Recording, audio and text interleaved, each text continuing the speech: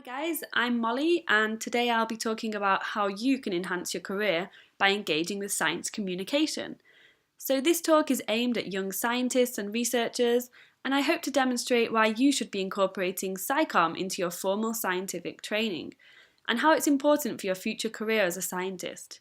You can catch me at Zoology Molly, or you can also check out my site after this show at zoologymolly.com. So today we'll be going over what SciComm is all about and why we should care about it. We'll see how to communicate science, who can engage with it, and I'll give you some important tricks of the trade. I'll also outline some benefits for you as a scientist and some things that could go wrong. So let's get started. So, what is science communication? SciComm, or science communication, is a field that was born from the need for scientists to communicate their research to the public, and it has since evolved to include many audiences. Thousands of scientific papers are published every day, and this science can be translated in a way that is useful for lots of different audiences. I gave a few examples on the left of this slide with scientific graphs and writing, and this is all just from one scientific paper.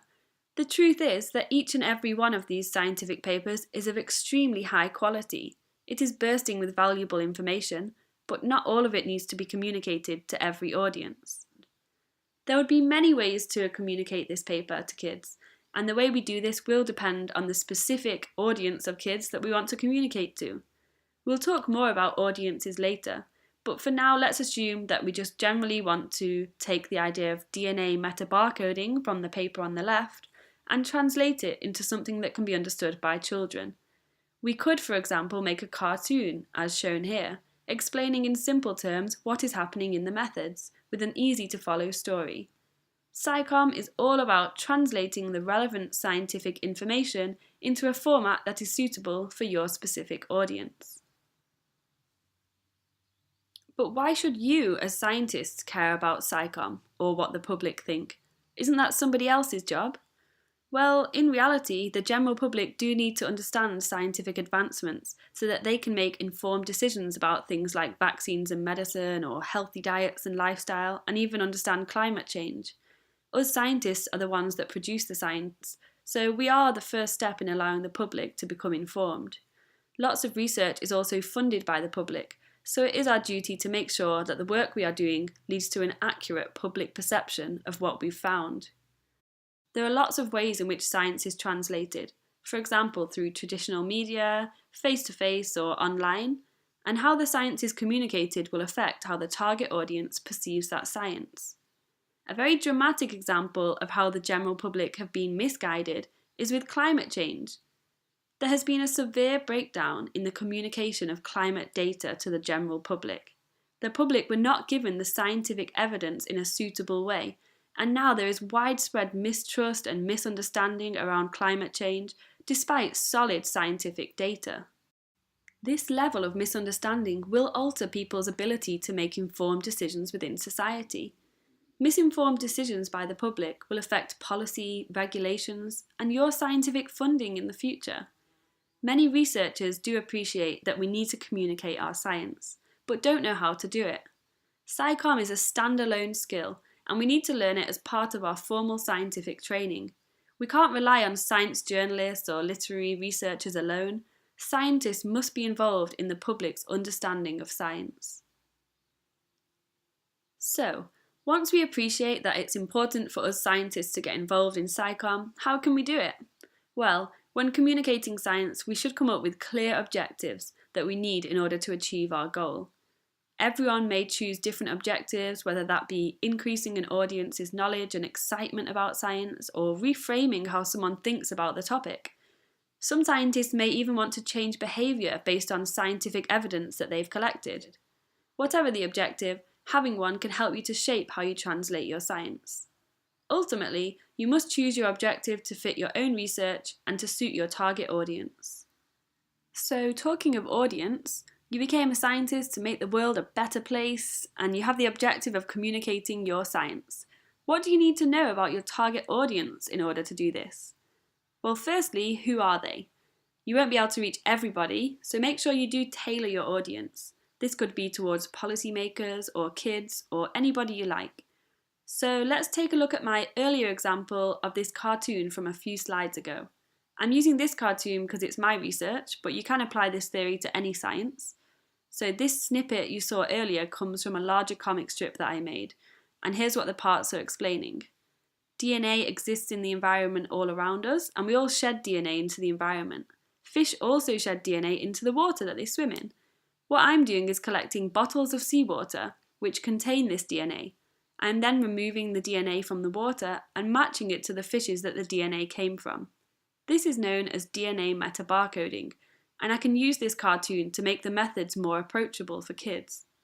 I chose to communicate this topic to kids because I wanted to encourage more young people to be interested in science and to help change the idea that genetics is too scary or complicated. I could also have chosen different objectives, such as encouraging policymakers to use these molecular tools when applying and planning marine protected areas, and for that I'd use different modes of science communication.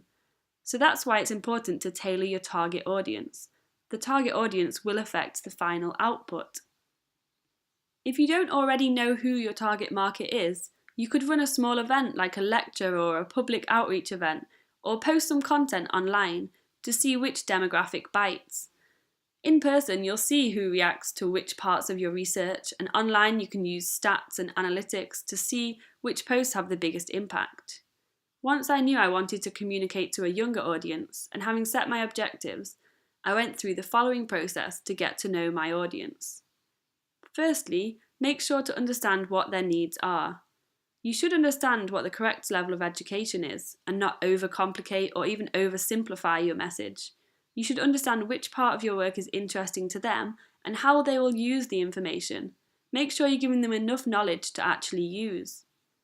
Another important part of choosing your audience is also making sure that it is achievable. Make sure you can afford to capture that audience and make sure that you have the means to do it logistically, including understanding the science behind the topic. Finally, just choose an audience and get going. This is not a one-shot wonder, but a lifelong skill that will develop with experience. Start communicating to one audience, and you can always expand to a new audience later. The most important thing is to choose a specific target audience for the science communication that you are currently executing. What are the most important tools and tactics that scientists could use to communicate their science? You should definitely play to your strengths, so there's the option of traditional media, face-to-face or online content, and you really should choose one that you're good at, and over time you can develop the skills in the other areas. I won't go into much more detail in this talk about the particular modes of SciComm, but here's a quick overview of the various SciComm models. Briefly, I've listed on the right-hand side the models that we talk about in SciComm, which explain the different ways of getting your information to your audience. So, if the information is transferred in a linear fashion from the experts straight to the general public, we call that the deficit model. And then we have the contextual model, which is when the SciComm is tied to a particular audience with specific aims. Then we have the lay expertise model. So this incorporates the fact that your audience already has a certain amount of knowledge, and it accepts expertise away from just the scientist. Finally, the public engagement model uses a democratic ideal of wide public participation in policy processes, so it engages scientists with science at various levels. As you can see, all of the different modes of SciComm can feed into all these different models, giving different outputs, whether it be general or specific audiences, for example. And what are the potential rewards for us as scientists? Well, a massive part of putting so much of our energy into our science is that we all want a better world. So what's the point in doing our world-changing research if nobody knows about it? Apart from doing your worldly duty though, there are also lots of ways that it will benefit you personally. SciComm gives impact to your research. Science can only improve people's lives if we share the outcomes at the right levels. Once you are able to sway public opinion, you'll also have influence over things like policy making too. Also, through sharing your work, you'll get more citations if you catch the attention of the mass media and other public platforms. People will go back to the original scientific literature and you get cited more. You'll also get recognition and support for your research, which increases your attractiveness for funding.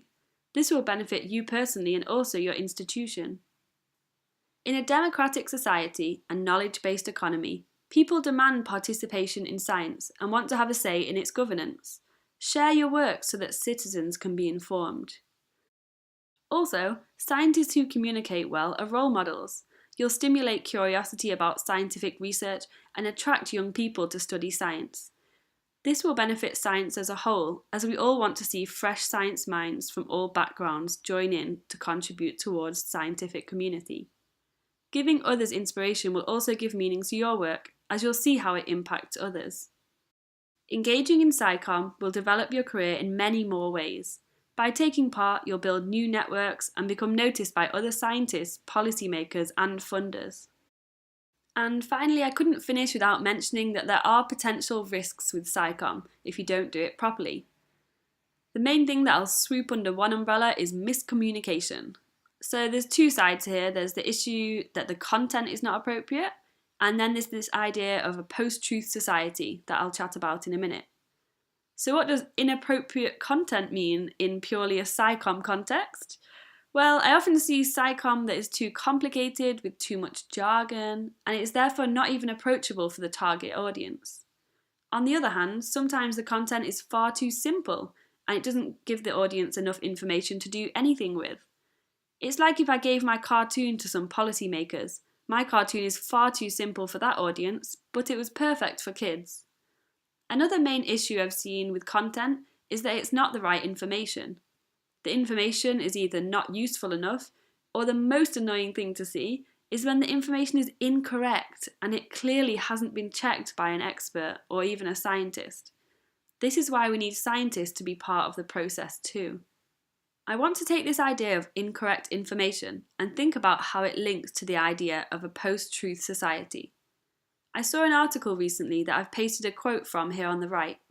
The authors urge science communicators to not only focus on the content, but also to be active in counteracting the false information that's out there, as it's this false information that is currently obscuring the public perception. They say that distrust in the scientific enterprise and these misperceptions of scientific knowledge increasingly stem less from the problems of communication and more from the widespread dissemination of misleading and biased information. So from that alone, I think we can learn that it becomes dangerous if people spread false information about science, and we really should act to correct it, especially as the scientists. So in summary, these are the simple steps towards communicating your science today. Step 1. Know the science and avoid miscommunicating the science. This one is easy for you because you are already the scientist. Step 2. Tailor your science to a specific audience and get to know them. Then you can make sure that the information you're giving them is enough for them to actually use. Step 3. Use an appropriate medium to transfer your knowledge. This may mean thinking about whether to use online content or printed, or it might even mean thinking carefully about whether you use a top-down approach, or if you'll need to integrate your content through members of the target community, for example. In summary, you are now all set to share your own work. Think about the change you want to see in the world, and make it happen by communicating your science today. I'm Molly Czachur from Zoology Molly, and you can find more of my content online at zoologymolly.com. Thanks for listening and have a great day.